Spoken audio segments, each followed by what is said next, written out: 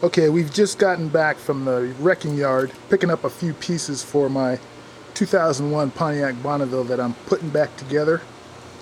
And this is my latest project that I'll probably be using for my daily driver. One of the things this car didn't have when I purchased it was an engine cover. So I went ahead and grabbed one of those because I saw that in the wrecking yard. And that's this piece right here. And it was $5. And then I went ahead and grabbed an owner's manual for this car. The owner's manual is for a 2005 Bonneville. But it's basically the same car. They didn't change them within those years. And then the reason I purchased this here, this is a heater control unit, is because I'm having a problem with the air conditioning inside the car. And what the problem is there's air conditioning coming out on the passenger side, but there's no air conditioning coming out of the driver's side vents. So we've already checked the actuator in there, and it seems to be functioning properly. So we're going to go ahead and switch out this part right here. And hopefully that'll make the air conditioning on the driver's side work as well as the air conditioning on the passenger side. So that's what we're getting ready to do. We're going to install this piece here. So I'll show you where we're at and what we're getting ready to do. Okay, where we are now is we're in the car. The trim panel has been removed, and that's this panel right here. The only thing that needs to be unplugged from that is the driver information center, which is tire pressure, let's see, trip reset, English or metric, and those are all just in by clips. These are the little clips that hold them in. So you pretty much just got to pull it straight out.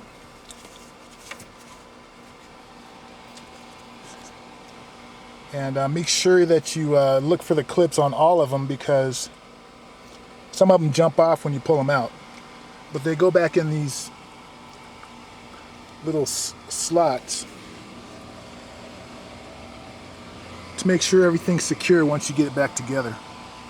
So once you remove that, then you have access to your stereo and your heater control units.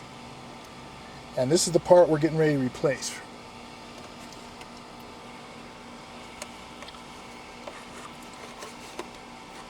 This is the new one, and this is the old one.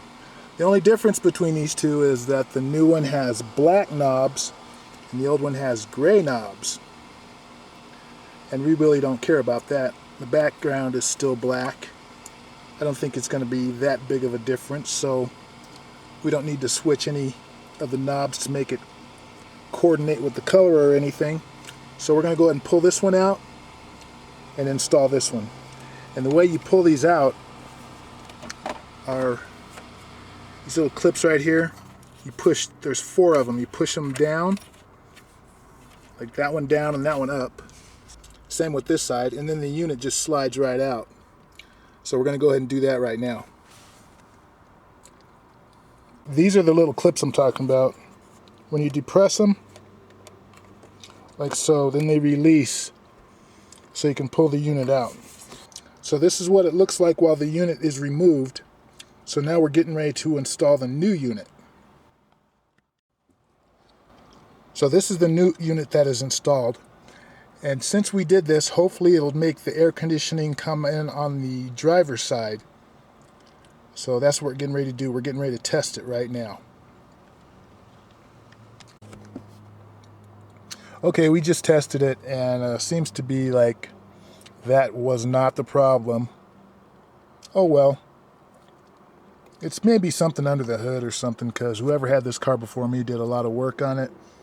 Maybe unplugged something that's supposed to go to the vent transfer vent or something, but oh well, we're going to put it back together. We're going to leave this one in since it's working just as good as the last one. And we're going to go ahead and put it back together.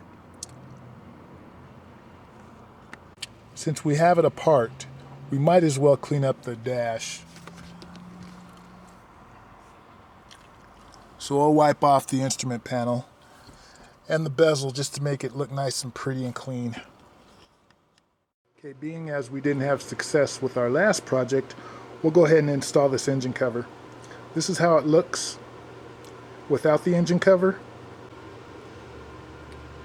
and this is how it looks with the engine cover on. It looks better with the engine cover on, but for some reason it's not securing as nice as I would like it to. So we'll figure something out because we don't want it rattling around under there. But that looks a lot better than it does without the engine cover. Now we're going to go ahead and replace the fog light. That requires removing this headlight, reaching down there and disconnecting the fog light assembly. We're going to go ahead and get started on that right now.